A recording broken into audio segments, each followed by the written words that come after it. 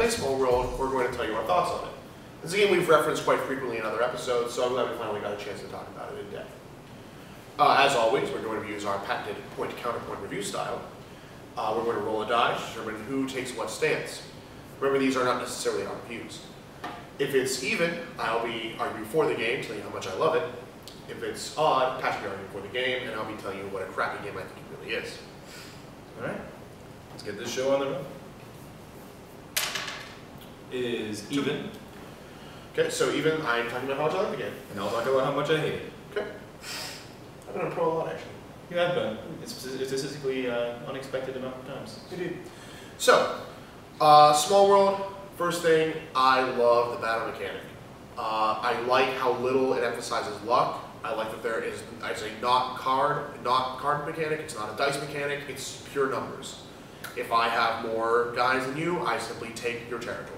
There's no nothing to worry about. Like no chance involved there. There is, a certain amount of luck in the game, of course. It is a game. There's a certain amount of luck in what power and race combos come up, and in what sort of order when they become available. Often one can pop up at just the right time for somebody to grab it without anybody else, before somebody else can take it, and they get a really nice advantage from that. But everything can be sort of put in check by something else, and I really like that. I think the game is it's not very luck dependent overall. And I really like that it sort of gives you the feel of a game like Risk without all the ridiculous amount of dice rolling and just leaving it to such chance as with that like Risk.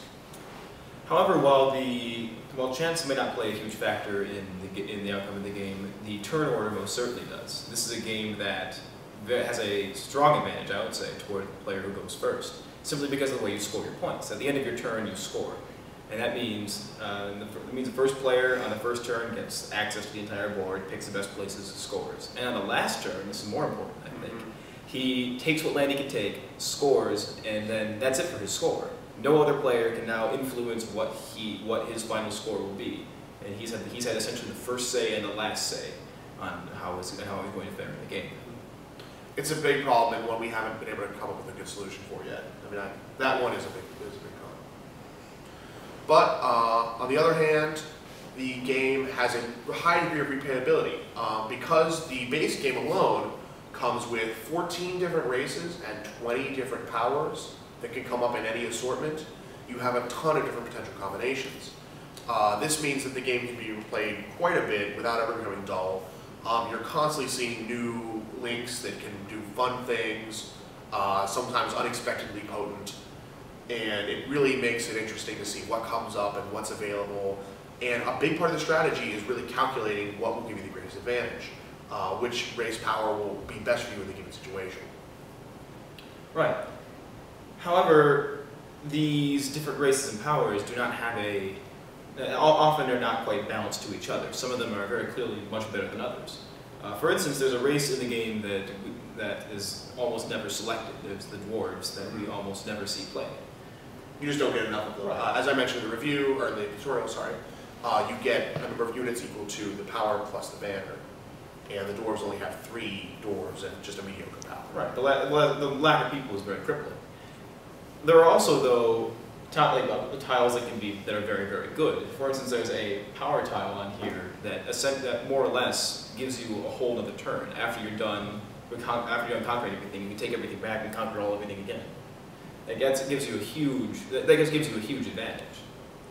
And there's one, that's in the expansion, but there's one at the base stout that allows you to go into decline without sacrificing your turn, which is huge. I mean, in a 10-turn game, potentially less with more people. I mean, I think it's 8 in a 5-player game. That's huge. Yeah, you get a free turn for everybody. This all said, this problem is very easy to remedy because you can simply take the tiles out. We have a problem with stout. We keep stout out of the game. Stout doesn't show up. True. And on the plus side, while the game might not be the most balanced, it has a great feel, a really great theming. The units feel like they kind of should. I mean, the halflings play like halflings. They have hidey holes, and so you kind of pop up anywhere. The sorcerers feel like sorcerers. They can sort of take control of the opponent's units and make them into their own, make them work for them. the units the races feel very cool. They really capture a nice theme, and it's fun to put together the combinations, and you really just feel like you get a sort of story out of the game. I mean, when you have the diplomatic goblins, there's a certain level of humor there too. I mean, the game, I don't know if you can see, but by the art, has a really nice look to it, and really fun, sort of cartoony, and fresh look. Right, and there are very few things more entertaining than being taken over by an army of flying barbarians. Mm-hmm. Mm-hmm. This, one other thing that I would like to mention on the con side, and this may sound like nitpicking, but it has come up more often than I'd like it to. The rule book is in many places not very clear.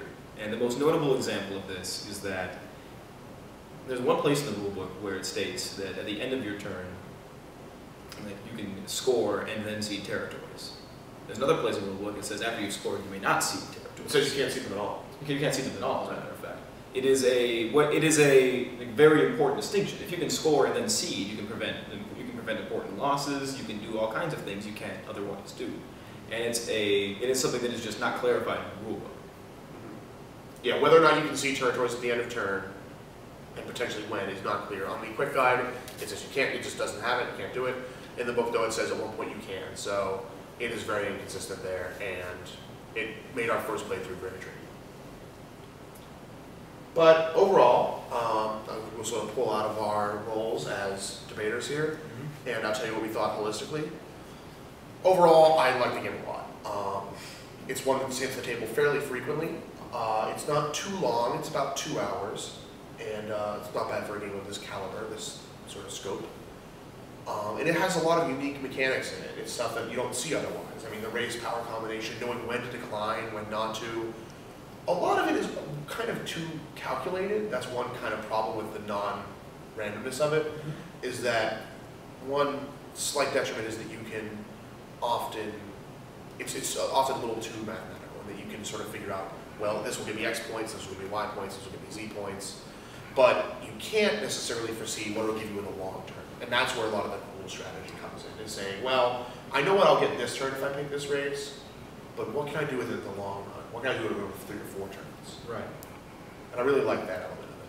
Yeah, and as Mike mentioned earlier, this is one of my favorite games. And that was, oddly enough, I was resistant to play it for a long time, but once I did, I loved it, and I bring it up all the time. It is a game that when I talk about games that I enjoy, I reference.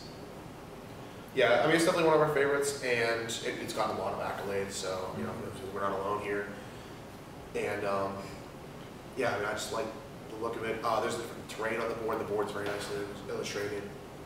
Really, everything about it is top-notch. I would give it, yeah, between everything we've said and the natural sort of non-screw the leader mentality, the natural balancing factors, 9 out of 10. I would agree with you. I'd say the same number. It's a very solid game. So that's our review of Smallworld.